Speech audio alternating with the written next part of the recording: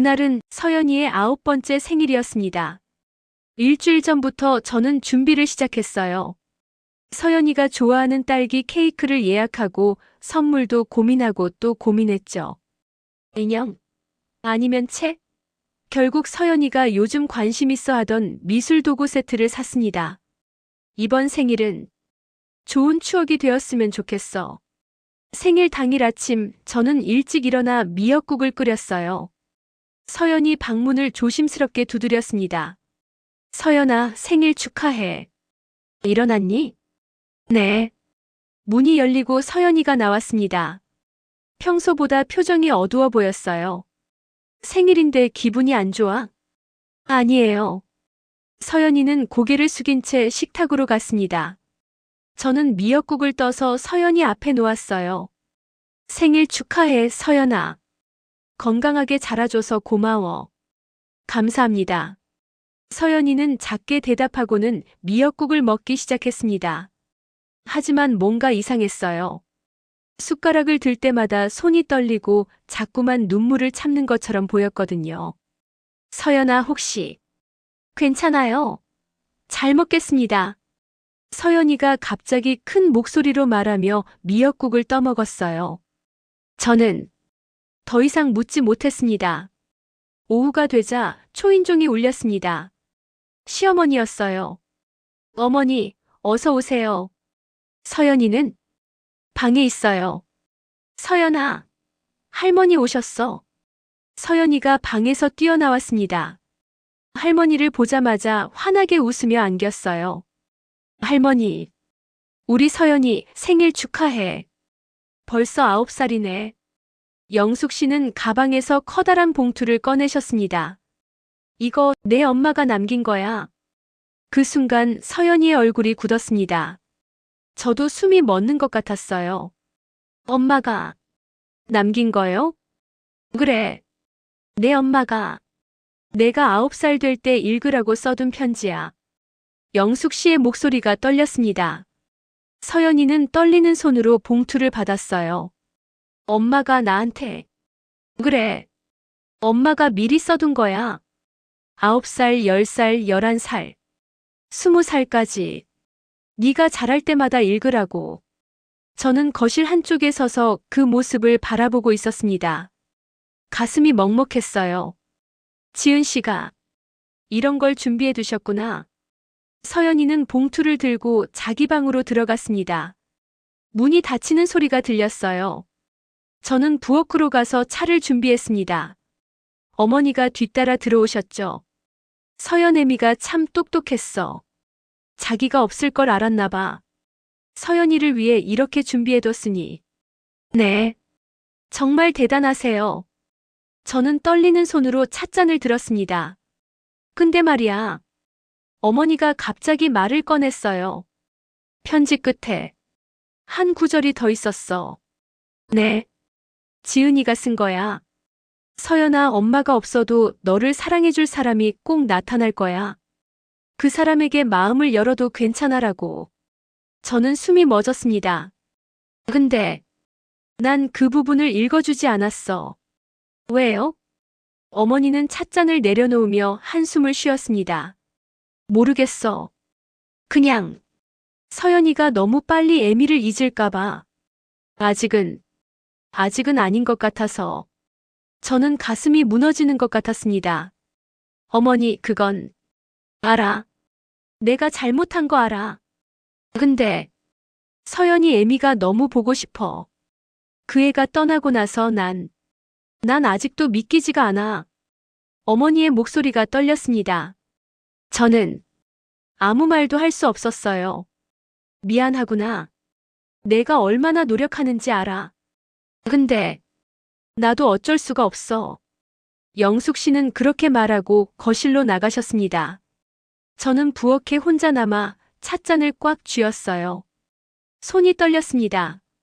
지은 씨가 저를 위해 남긴 메시지를. 1시간쯤 지났을까요? 서연이 방문이 열렸습니다. 서연이가 나왔어요. 얼굴이 눈물로 범벅이었습니다. 할머니, 엄마가 엄마가. 서연이는 말을 잇지 못하고 울음을 터뜨렸어요. 어머니가 서연이를 안아주었습니다. 그래, 그래. 엄마가 너를 사랑한단다. 엄마가 하늘에서 지켜보고 있어. 엄마가 보고 싶어요. 너무 보고 싶어요. 서연이의 울음소리가 집안을 채웠습니다. 저는 거실 한쪽에 서서 그 모습을 바라보고 있었어요. 나는 정말 아무것도 아니구나. 그 순간 제가 얼마나 노력해도 절대 지은 씨를 대신할 수 없다는 걸 깨달았습니다. 저녁이 되자 저는 케이크를 꺼냈습니다. 서연아, 케이크 자를까? 초도 불고. 됐어요. 서연이가 고개를 저었습니다. 생일인데 케이크는 먹어야지. 엄마랑 먹고 싶어요. 그 말에 저는 할 말을 잃었습니다. 어머니가 서연이 머리를 쓰다듬으며 말했어요. 그래, 엄마가 하늘에서 보고 계실 거다. 우리 조금만 먹고 나머지는 엄마 사진 앞에 놓자. 네. 저는 부엌으로 돌아갔습니다. 더 이상 그 자리에 있을 수가 없었어요. 그날 밤 저는 잠들지 못하고 거실 소파에 앉아 있었어요. 어머니는 이미 돌아가셨고 서연이는 방에 들어가 나오지 않았습니다. 민호 씨는 여전히 출장 중이었죠. 저는 혼자였습니다. 문득 호기심이 생겼어요. 지은 씨가 남긴 편지. 그 마지막 구절이 정말 있을까? 저는 서연이 방문 앞으로 조용히 다가갔습니다. 방 안에서는 아무 소리도 들리지 않았어요. 서연이가 잠든 것 같았죠. 저는 조심스럽게 문을 열었습니다. 서연이는 침대에 누워 자고 있었어요. 그리고 책상 위에 봉투가 놓여 있었습니다. 저는 다가가서 봉투를 집어들었어요. 손이 떨렸습니다. 이러면 안 돼. 이건 서연이 엄마가 서연이한테 쓴 편지야. 하지만 저는 멈출 수가 없었습니다. 편지를 꺼내 읽기 시작했어요. 우리 사랑하는 서연아, 9살 생일 축하해. 엄마는 지금 너를 볼 수 없지만 하늘에서 항상 지켜보고 있을 거야. 서연아, 엄마가 없어서 많이 외롭지. 많이 슬프지. 하지만 괜찮아. 너는 강한 아이니까. 그리고 엄마가 없어도 너를 사랑해줄 사람이 꼭 나타날 거야. 그 사람에게 마음을 열어도 괜찮아. 엄마는 절대 화내지 않아. 오히려 그 사람이 너를 행복하게 해준다면 엄마는 고마울 거야. 서연아, 엄마를 잊지 마. 하지만 새로운 사랑도 받아들여. 그게 엄마의 마지막 바람이야. 사랑해, 우리 딸. 엄마가 편지를 읽는 동안 눈물이 주르르 흘러내렸습니다. 지은 씨가 저를 위해 이런 말을 남기셨구나. 아니, 정확히는 서연이를 위해. 서연이가 새로운 사랑을 받아들일 수 있도록. 하지만 시어머니는 그 부분을 읽어주지 않았어요. 저는 편지를 다시 봉투에 넣고 책상 위에 놓았습니다. 그리고 서연이를 바라보았어요. 자고 있는 서연이의 얼굴은 평화로워 보였습니다. 저는 방을 나와 거실로 돌아왔습니다. 벽에 걸린 지은 씨의 사진을 바라보았어요. 지은 씨, 고마워요. 정말 고마워요. 저는 사진 앞에서 무릎을 꿇고 고개를 숙였습니다. 저는 서연이를 정말 사랑해요. 제 딸처럼 사랑하고 싶어요. 근데 너무 어려워요. 서연이는 저를 받아들이지 않고 어머니도 저를 인정하지 않아요. 눈물이 뚝뚝 떨어졌습니다. 근데 지은 씨는 저를 위해 이런 말을 남겨주셨네요. 저한테 자격을 주신 거죠? 저는 얼굴을 들어 사진을 바라보았어요. 저 열심히 할게요. 서연이를 정말 잘 돌볼게요. 지은 씨가 못해준 것들 제가 대신 해줄게요. 그러니까 저를 믿어주세요. 사진은 대답하지 않았습니다. 그저 환하게 웃고 있을 뿐이었죠. 하지만 저는 이상하게도 위로받는 기분이 들었어요. 지은 씨가 저를 응원해주고 있는 것 같아. 다음 날 아침 저는 결심했습니다. 서연이한테 말해줘야 해. 엄마가 남긴 진짜 메시지를. 하지만 그건 쉬운 일이 아니었어요. 시어머니가 일부러 숨긴 걸 제가 말해도 될까? 그게 정말 서연이를 위한 일일까? 저는 하루 종일 고민했습니다. 그날 저녁 서연이가 학교에서 돌아왔어요. 다녀왔습니다. 왔어. 간식 먹을래? 네. 서연이는 식탁에 앉았습니다. 저는 과일을 깎아 서연이 앞에 놓았어요. 서연아. 네. 어제 엄마 편지 읽었지? 서연이가 고개를 끄덕였습니다. 엄마가 뭐라고 하셨어? 엄마가 저를 사랑한대요. 하늘에서 지켜보고 있대요. 서연이의 목소리가 작았습니다. 그리고 또, 그게 다예요. 서연이가 고개를 숙였습니다. 저는 망설였어요.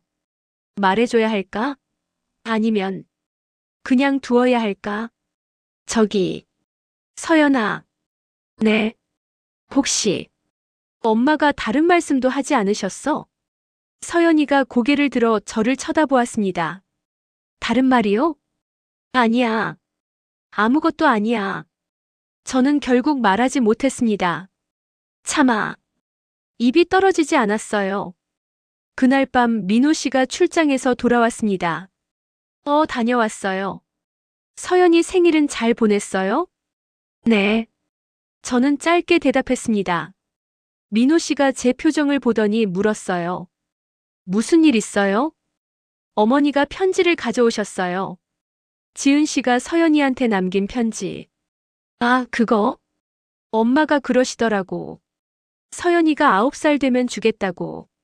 근데요, 그 편지에 한 구절이 빠졌대요. 민호 씨가 눈을 깜빡였습니다. 뭐가? 지은 씨가 서연이가 새로운 사랑을 받아들여도 괜찮다고 쓰셨대요. 근데 어머니가 그 부분을 일부러 읽어주지 않으셨어요. 민호 씨는 한참 침묵하더니 한숨을 쉬었습니다. 엄마가 왜 그러셨을까? 지은 씨를 아직 보내지 못하셨나 봐요. 서연이가 너무 빨리 마음을 열까봐 두려우신 거죠. 그래도 그건 너무하지 않나요? 민호 씨가 제 손을 잡았습니다. 미안해요, 수진 씨. 제가 엄마한테 말씀드릴게요. 아니에요. 그럴 필요 없어요. 왜요? 어머니도 힘드신 거잖아요. 며느리를 먼저 보내신 슬픔, 저는 상상도 못해요. 민호 씨가 저를 안아주었습니다. 여보, 정말 고마워. 이해해줘서. 전 그냥 서연이가 행복했으면 좋겠어요. 그게 다예요. 그날 밤 저는 또다시 잠들지 못했습니다. 언젠가 서연이한테 말해줄 수 있을까? 엄마가 남긴 진짜 메시지를. 하지만 그 언젠가가 언제일지 저는 알 수 없었습니다. 복도 넘어 서연이 방에서 또다시 오르골 태엽 소리가 들렸어요. 똑, 딸깍, 똑, 딸깍. 저는 천장을 바라보며 조용히 속삭였습니다. 지은 씨, 저를 도와주세요. 서연이가 제 마음을 받아들일 수 있도록.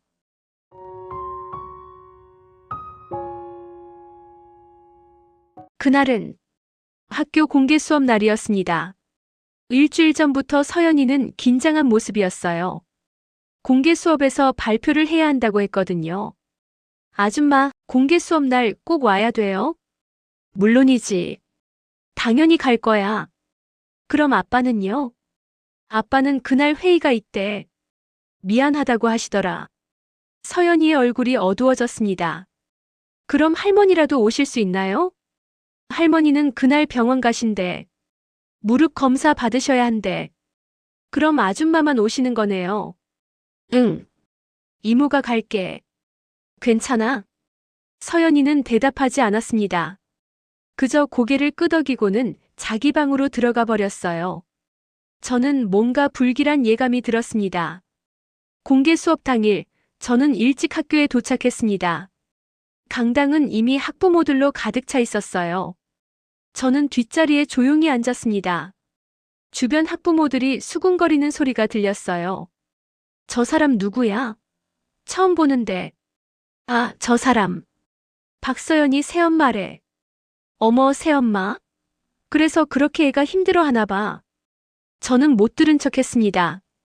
이제는 익숙해졌어요. 이런 시선들에. 담임 선생님이 무대에 올라 마이크를 잡았습니다. 오늘은 아이들이 가족에게 하고 싶은 말을 발표하는 시간입니다.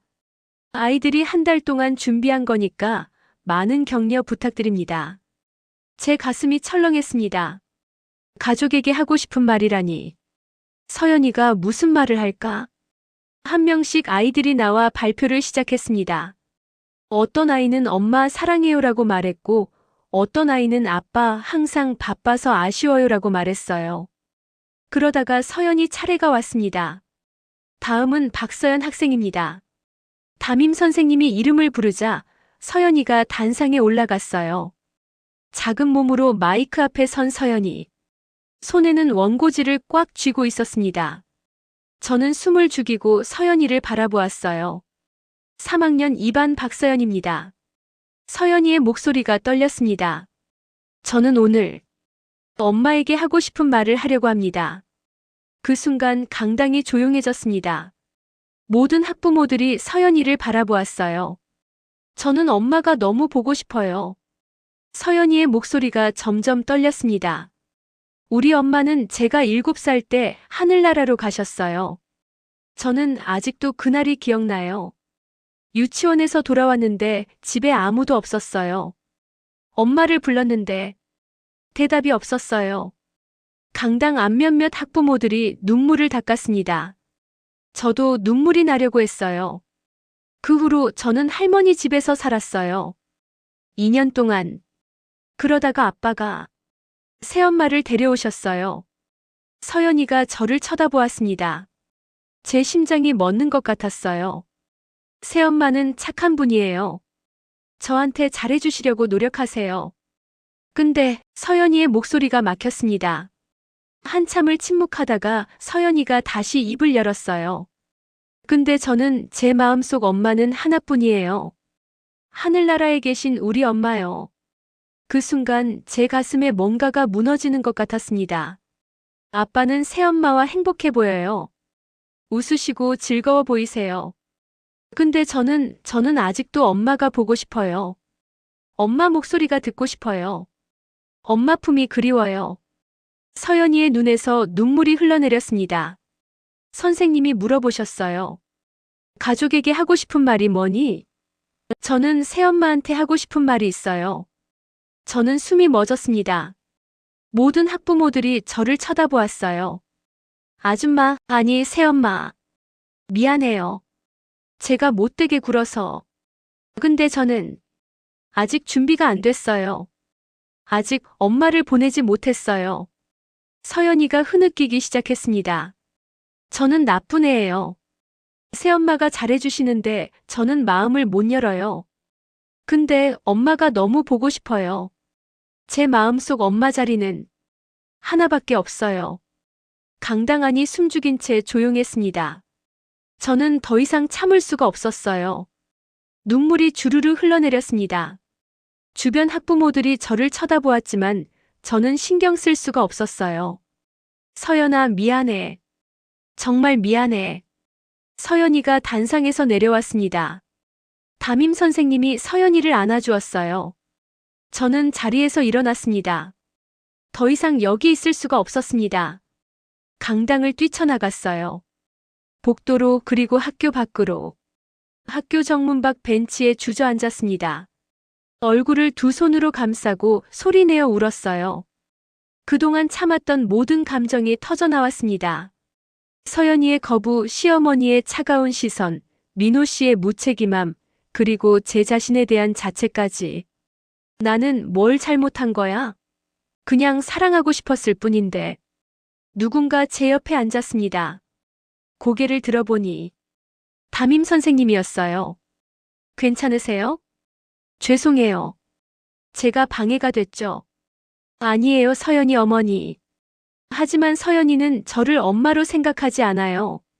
선생님이 제 손을 잡았습니다. 서연이는 아직 9살이에요. 엄마를 잃은 지 2년밖에 안 됐고요. 그 아이한테는 시간이 필요해요.